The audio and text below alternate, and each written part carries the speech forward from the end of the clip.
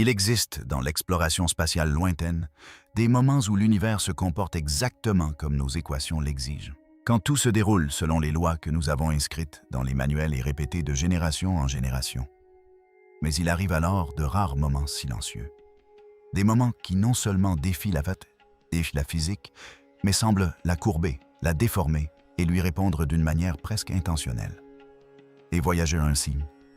L'objet fabriqué par l'homme le plus éloigné de la Terre vient de vivre l'un de ces moments. Depuis près d'un demi-siècle, Voyager s'éloigne inexorablement de la Terre, s'éloignant du champ magnétique solaire, franchissant la barrière de l'héliosphère, pour pénétrer dans une région si hostile, si froide, si saturée de rayonnement cosmique qu'aucune machine n'était censée y rester opérationnelle. Et pourtant, contre toute attente, Voyager continue de communiquer. Mais cette fois, quelque chose lui a répondu. Ce n'était pas du bruit. Ce n'était pas statique. Ce n'était ni une interférence d'ondes plasma, ni des résidus solaires se faufilant dans le vide. C'était structuré, régulier, réactif. Un signal qui semblait accuser réception de la présence de Voyager, ou pire, l'examiner. Si l'univers était un vaste océan, Voyager serait un message à la mer dérivant dans une bouteille. Et ce qui vient de se produire donne l'impression que quelque chose ou quelqu'un a trouvé la bouteille, l'a ouverte et a commencé à répondre. Ce soir, nous levons le voile sur l'histoire de la sonde Voyager, vieille de 45 ans, dont la structure est maintenue par du plutonium en déclin et des processeurs anciens. Elle est entrée en contact avec un objet au comportement complexe, situé bien au-delà des limites de notre système solaire, bien au-delà des prédictions de la physique et bien au-delà de tout ce que la NASA a pu prévoir. Une fois que vous aurez compris chaque étape du voyage de Voyager, des tempêtes de Jupiter aux anneaux de Saturne, en passant par l'inclinaison d'Uranus, les astres de Neptune et le vide interstellaire lui-même, vous comprendrez pourquoi ce nouveau signal n'est pas seulement étrange, il est terrifiant. Voyager 1 n'était pas censé durer aussi longtemps. Sa mission, lors de son lancement en 1977, était simple. Atteindre Jupiter, atteindre Saturne, transmettre des données, prendre des photos, puis tomber dans l'oubli à mesure que ses instruments s'éteignaient un à un. Elle était conçue comme une simple visiteuse, pas comme une survivante. Mais la suite des événements a transformé une brève exploration planétaire en l'expérience la plus longue de l'histoire de l'humanité.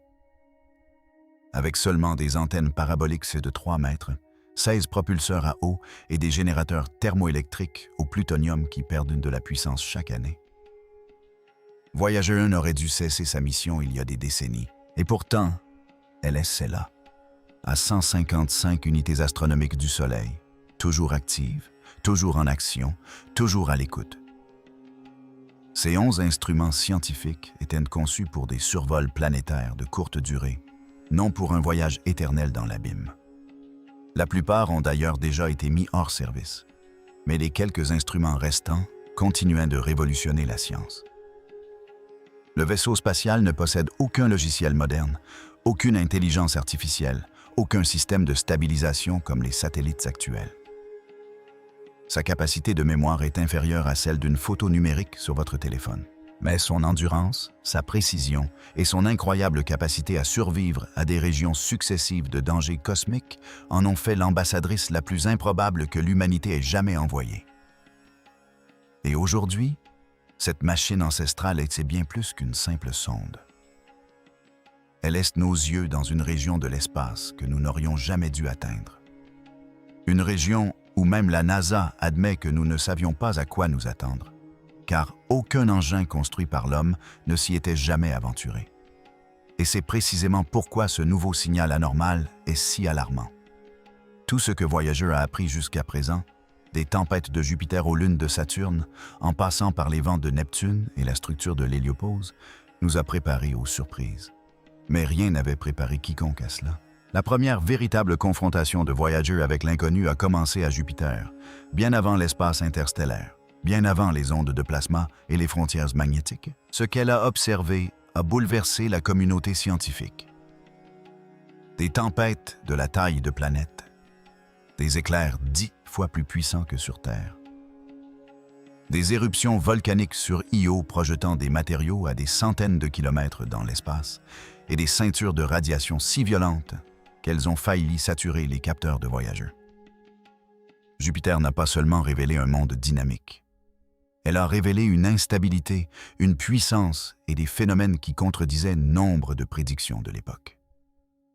Et dissimulé dans ce chaos, enfoui sous les tourbillons de tempêtes et les turbulences électromagnétiques, se trouvaient d'étranges impulsions, subtiles, faibles, presque indétectables, qui ne correspondaient ni à la rotation de Jupiter, ni aux fluctuations attendues de sa magnétosphère. À l'époque, ces anomalies furent considérées comme des artefacts parasites ou des modèles incomplets.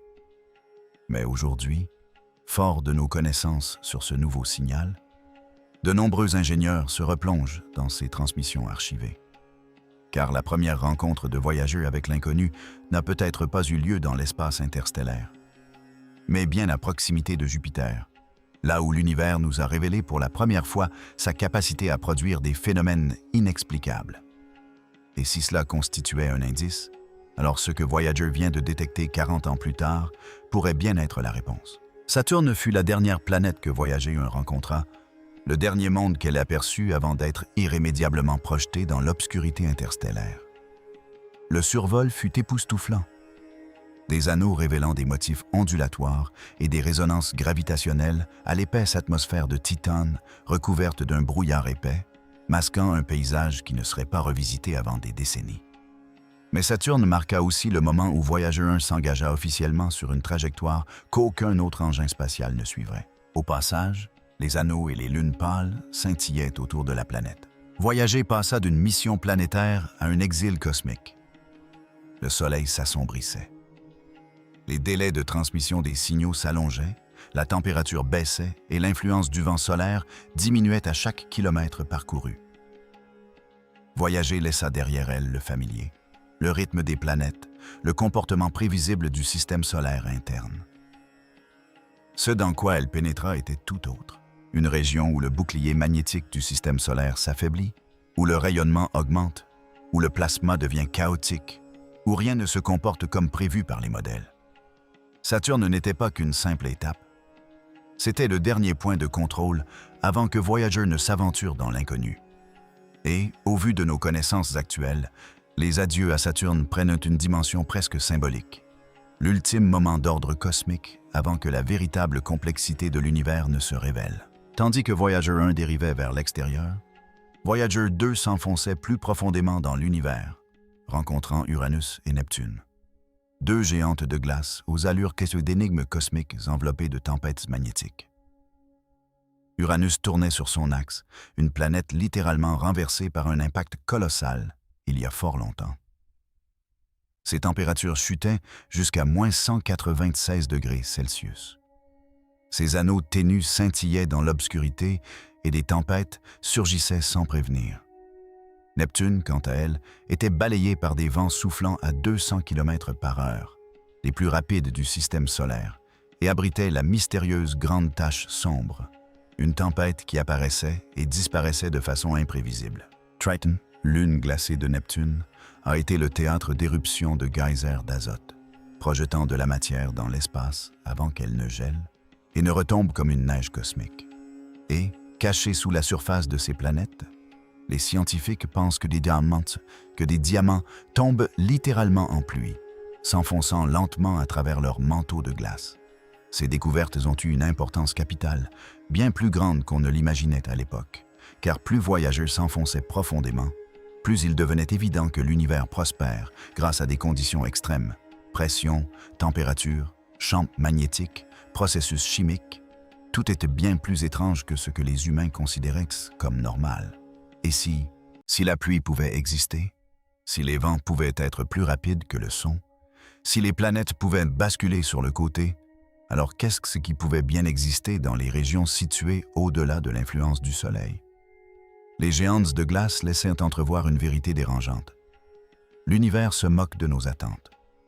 Et lorsque Voyager a finalement franchi le seuil de l'espace interstellaire, cette vérité s'est devenue indéniable. À mesure que Voyager s'éloignait de la chaleur du Soleil, elle pénétrait dans une région que peu de scientifiques comprenaient vraiment. L'héliosphère, une immense bulle creusée par le vent solaire, agit comme un bouclier protégeant chaque planète, chaque lune, chaque astéroïde et chaque engin spatial construit par l'homme.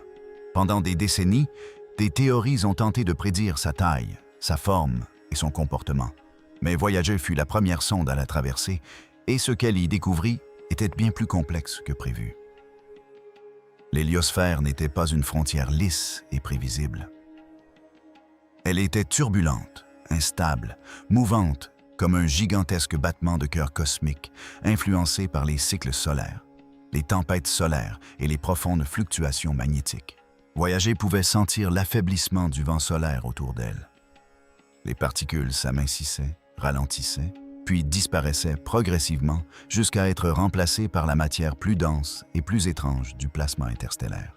C'est à ce moment que les scientifiques ont compris que l'emprise protectrice du Soleil avait ses limites. L'héliosphère n'est pas une bulle infinie, ni un bouclier parfait, mais une frontière fragile qui s'achève brutalement. Au-delà de cette frontière se trouve une région où le rayonnement cosmique atteint des sommets, où le plasma se comporte de manière imprévisible, où les directions magnétiques s'inversent et se tordent, où rien n'est familier. Voyager a traversé lentement ce bouclier qui s'estompe, sentant l'influence du Soleil passer d'une force dominante à un murmure. Et en quittant l'héliosphère, la sonde a pénétré dans le domaine de l'inconnu, dans la région où le mystérieux signal allait apparaître plus tard. Finalement, Voyager a atteint l'héliopause, cette frontière ténue où le vent solaire s'éteint et où commence l'espace interstellaire. Pendant des années, les scientifiques ont débattu de l'apparence de cette région. Certains l'imaginaient calme, d'autres chaotique, d'autres encore en transition. Mais personne, absolument personne, n'avait prédit ce que Voyager a découvert. L'héliopause était violente, parcourue de vagues de plasma s'écrasant comme des tsunamis invisibles, de champs magnétiques se tordant dans des directions inattendues, d'énergie oscillant de manière défiant toute modélisation. Ce n'était pas une frontière douce, mais un front de choc, une zone de collision où les particules solaires percutent les particules interstellaires comme deux océans qui s'entrechoquent. Voyager a détecté des pressions extrêmes, d'étranges fluctuations et des oscillations de plasma qui suggéraient que le milieu interstellaire était bien plus dense et structuré qu'on ne l'imaginait. Il est devenu évident que l'héliopause n'était pas une frontière à franchir, mais un seuil, un point de passage entre la physique familière du système solaire et la physique extraterrestre qui s'y rattache. Et lorsque Voyager a pénétré dans l'espace interstellaire, ses instruments n'ont pas enregistré de calme ni de stabilité.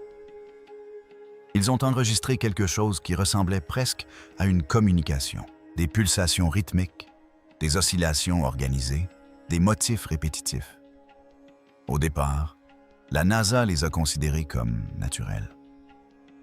Aujourd'hui, suite à la détection d'un nouveau signal, ces hypothèses sont remises en question pour la première fois. Une fois l'héliopause franchie, Voyager pénétra dans l'espace interstellaire, un lieu si hostile et si différent de l'environnement solaire que chaque instrument à bord dut s'adapter à une nouvelle réalité.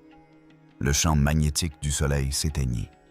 Le rayonnement s'intensifia. Les rayons cosmiques affluèrent en flux incessant. Chaque particule était un fragment d'explosion lointaine.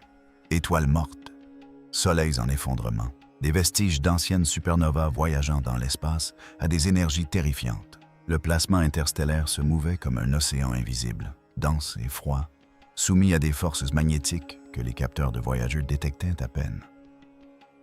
Cette région n'était pas vide. Elle était structurée, parcourue de courants, d'ondes de pression et de turbulences, de fluctuations massives qui semblaient presque vivantes. Pour la première fois, l'humanité recevait des données en temps réel provenant de l'extérieur du système solaire. Et ce que Voyager a transmis a stupéfié les scientifiques. L'espace interstellaire était plus bruyant, plus énergétique et plus organisé que quiconque ne l'avait jamais imaginé.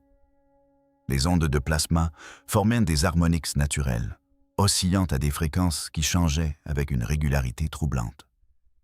Les champs magnétiques se modifiaient comme s'ils réagissaient à quelque chose d'invisible. Les rayons cosmiques arrivaient selon des schémas complexes et non en flux aléatoires. Et Voyager, dérivant seul dans le vide, est devenu le premier objet fabriqué par l'homme à observer le véritable environnement de l'espace profond, un lieu où la physique est plus rude, plus étrange et plus extrême que n'importe quelle simulation jamais imaginée. L'instrument à ondes de plasma de Voyager, vestige des années 1970, est devenu essentiel à la compréhension du milieu interstellaire et à la détection d'anomalies. Les ondes de plasma ne sont pas des sons au sens traditionnel du terme, mais leur fréquence peut être convertie en tonalités audibles, créant ainsi d'étranges enregistrements spatiaux que la NASA diffuse parfois au public. Cependant, les scientifiques n'ont pas divulgué les harmoniques étranges détectées par Voyager à certains intervalles, des harmoniques qui suggéraient des schémas bien plus complexes qu'une simple turbulence aléatoire. Les ondes de plasma oscillaient à intervalles réguliers, formant des structures qui se répétaient pendant des mois, voire des années. Elles se modifiaient mais brusquement, comme si elles réagissaient à un élément extérieur, quelque chose de vaste, d'énergétique, d'organisé. À l'époque, la NASA décrivait avec prudence ces anomalies comme un comportement inattendu du plasma. Mais aujourd'hui, fort de ce nouveau signal, nombreux sont ceux qui soupçonnent que ces motifs harmoniques n'étaient pas de simples ondes. Il s'agissait de précurseurs, d'indices précoces de l'existence d'un objet massif ou évolué à proximité de Voyager, un objet qu'aucun modèle astrophysique ne prend en compte. Le plasma ne se contentait pas de réagir, il répondait. Et cette réponse allait s'intensifier au fil des années. Des années après le début de son voyage interstellaire, Voyager a détecté une faible vibration constante, un bourdonnement à très basse fréquence qui semblait emplir l'espace interstellaire. Elle ne provenait ni de la sonde, ni du Soleil, ni d'étoiles proches, ni d'interférences radio. Il s'agissait de la résonance de fond de la galaxie elle-même, la Voie lactée chantant en silence. La NASA pensait que ce bourdonnement serait régulier et constant. Mais Voyager aperçut tout autre chose. Le bourdonnement fluctuait, tantôt montant, tantôt descendant, tantôt changeant rapidement, comme influencé par un objet massif se déplaçant dans le milieu interstellaire. Ces fluctuations étaient subtiles, mais indéniables. Elles sont apparues en l'absence de tempêtes solaires, d'événements cosmiques connus et sans explication plausible. Rétrospectivement, elles semblent coïncider avec les périodes précédant l'apparition du nouveau signal anormal. Ce bourdonnement n'était peut-être pas un simple bruit de fond. Il s'agissait peut-être du premier signe que Voyager n'était pas seul dans l'espace. Les propulseurs à hydrogène de Voyager se dégradaient lentement depuis des décennies. Pourtant, ils restèrent fonctionnels bien plus longtemps que prévu. Mais des années après leur entrée dans l'espace interstellaire, un phénomène étrange se produisit. Les propulseurs commencèrent à se comporter de manière inattendue. Leur synchronisation se déréglait légèrement. Leur réponse aux commandes présentaient des délais inexplicables d'un point de vue mécanique. Les ingénieurs de la NASA attribuèrent ces problèmes au vieillissement du matériel, à la dépressurisation ou à des défauts de câblage. Mais l'anomalie devint encore plus étrange lorsque les propulseurs se corrigèrent spontanément, sans intervention extérieure, réalignant l'antenne de Voyager vers la Terre avec une précision qu'aucun système défectueux ne devrait atteindre. Si la sonde avait dérivé ou tourné sur elle-même, elle aurait dû perdre définitivement toute communication stable. Or, Voyager n'a pas dérivé. Elle est restée verrouillée sur la Terre avec une fiabilité accrue. Quelque chose la stabilisait. Quelque chose d'extérieur, quelque chose qui interagissait avec sa position ou son profil magnétique. Les ingénieurs ont d'abord écarté cette coïncidence jusqu'à ce que le nouveau signal les oblige à revoir leur position. Près de 40e année de sa mission, Voyager a enregistré des distorsions du champ magnétique qui ont déconcerté les scientifiques. Ces distorsions ont persisté pendant des semaines.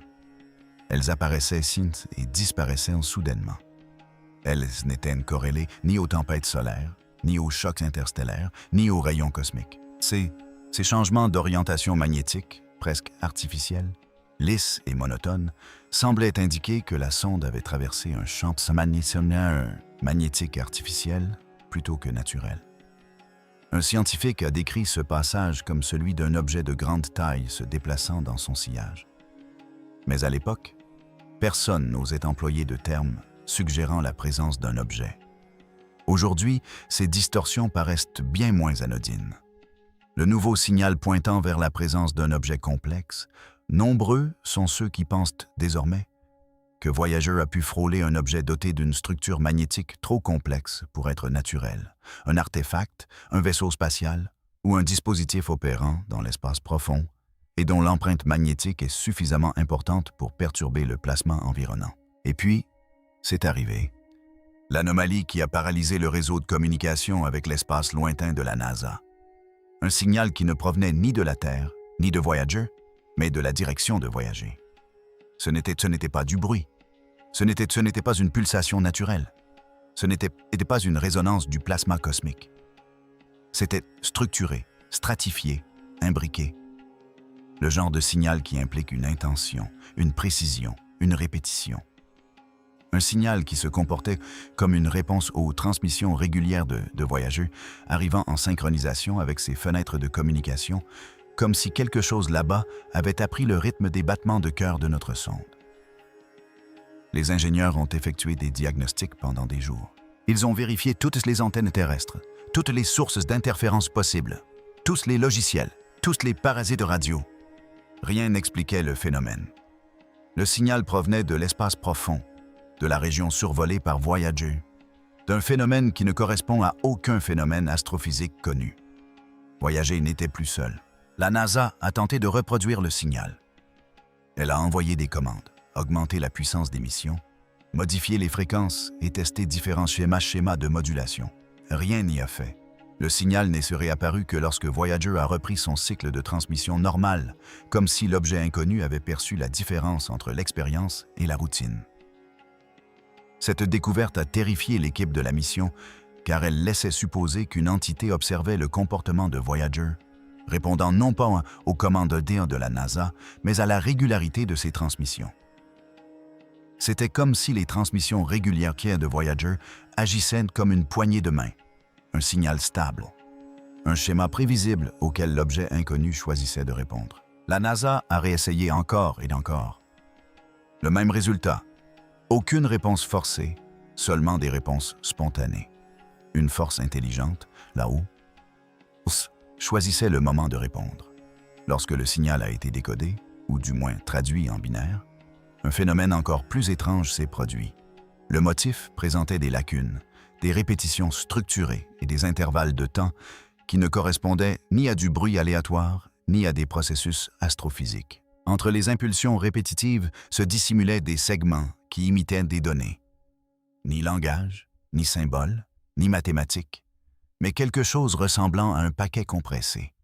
La NASA n'a pas rendu cette information publique, mais des fuites de ses sein du réseau de communication avec l'espace lointain laissait entendre que le signal contenait des sections structurées séparées par des silences prévisibles, un peu comme les entêtes d'un fichier numérique. Et quelle que soit la source, elle l'a fait avec une précision bien supérieure à celle de toute origine naturelle.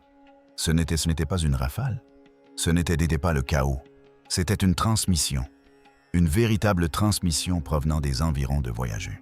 Puis vint le moment que les scientifiques refusent encore d'évoquer publiquement. En analysant d'infimes variations de l'effet de Doppler dans le signal, ils détectèrent un mouvement coordonné, fluide et accéléré.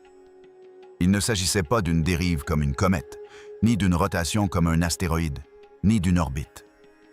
L'objet se repositionnait délibérément, comme s'il tournait autour du vaisseau spatial ou ajustait son orientation. Et à chaque déplacement, Voyager enregistrait les fluctuations magnétiques correspondantes.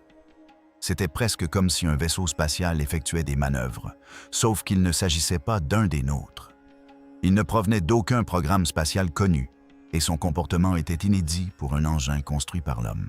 L'objet n'était pas simplement proche de Voyager. Il interagissait avec elle, s'y intéressait, l'étudiait.